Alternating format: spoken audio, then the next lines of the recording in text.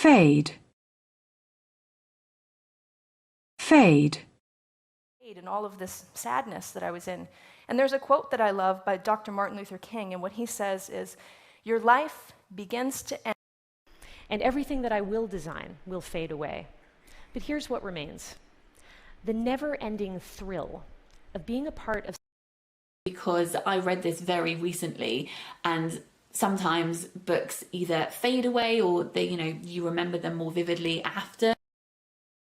So what happens there is, because she's going to have a little bit of that fade, what you do is you go away, and then when you come back, it's a little bit like starting over. Ideas fade, but we shine brightly. Our consciousness expands and... In Europe, the nightmare of the Napoleonic Wars began to fade. In North America, Washington, D.C. began the process of rebuilding after being burned by the British Army. That everything else would fade from my view, and that single star would be all that I could see. I could only ever hold on to that.